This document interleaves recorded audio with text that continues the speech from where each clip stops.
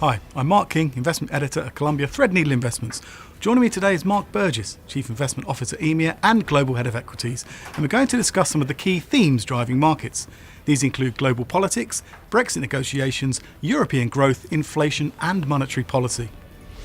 Mark, let's start with politics, which continue to hit the headlines, particularly in the US. Why does this matter for markets and the growth outlook? Well, in the aftermath of the election last year, commentators got quite excited about the outlook for US GDP growth.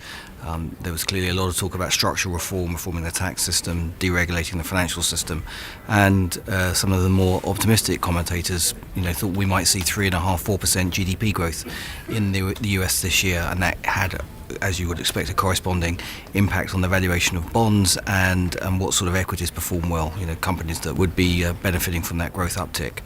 As that hasn't come through, as that deregulation and structural reform has got mired in the US political system, and President Trump has been unable to fund the tax cuts that he was looking to put in place, commentators have reined in their expectations for growth, and we've seen a corresponding fall in bond yields, and we've seen a corresponding impact in the underlying companies that have been performing well. So, the political system is interesting on one level, but it's particularly interesting when it comes to what it means for markets, because what performs and what doesn't perform is directly impacted by the likely outcome of US GDP growth this year, and indeed global growth, not just this year, going forwards. Okay. And similarly in the UK, we are now dealing with the Brexit negotiations, and we do have that backdrop of a hung parliament and a weakened government. So how is all of this shaping up?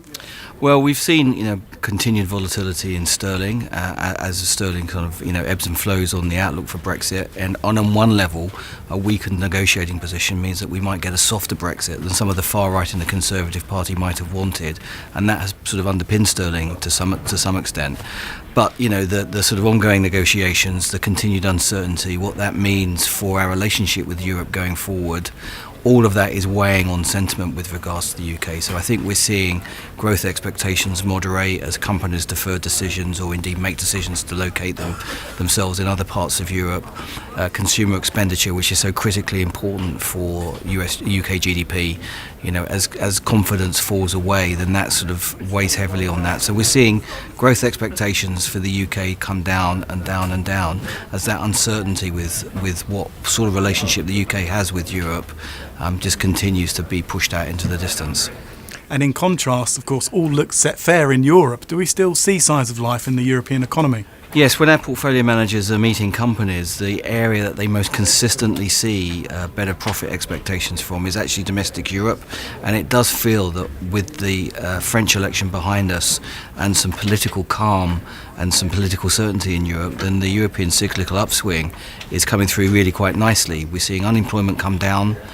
We're seeing growth pick up. The euro, which has been pretty attractively valued against the dollar, is obviously helping.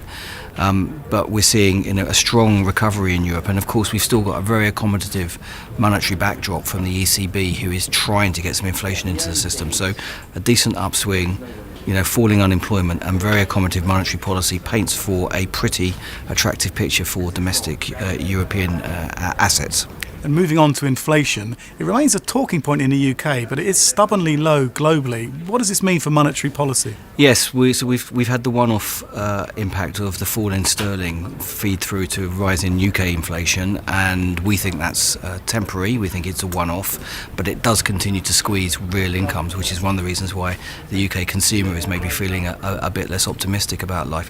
Elsewhere, inflation appears to be almost non-existent, and we've got the Federal Reserve who are looking to raise interest rates because they think that unemployment is now at a level at which inflation should start to be coming through. It's really difficult to see signs of that. So for that reason, we think the outlook for US interest rates is more moderate than some commentators would think, and that has an impact on how we feel about risk assets more broadly. But inflation at a global level appears to be really, really difficult to see. And finally, Mark, how does all of this affect our view of the attractiveness of risk assets? Well, we find ourselves in a position where clearly equity valuations are pretty full, and equity prices are in most places trading at all-time or near-time highs. Markets have had a very strong run, and then within credit, credit spreads have fallen and are at the lows for quite some period of time. We think there's enough upswing coming through in corporate profits, not just in Europe, which I mentioned just now, but more broadly, for those equity prices to be supported. But it does depend on interest rates not rising too aggressively from here, which would be our central case, given what I've said about inflation. For credit, I think credit's beginning to look less and less attractive, particularly high yield, where high yield spreads have fallen very, very aggressively. And indeed, it's now probably quite difficult to label high yield, given where the absolute levels of yields are. So we think the outlook for credit is less attractive, particularly high yield bonds. Investment grade's probably still okay, but we're watching it very closely because we think valuations are now looking pretty full. But equity prices, probably okay from here. Mark, thanks very much.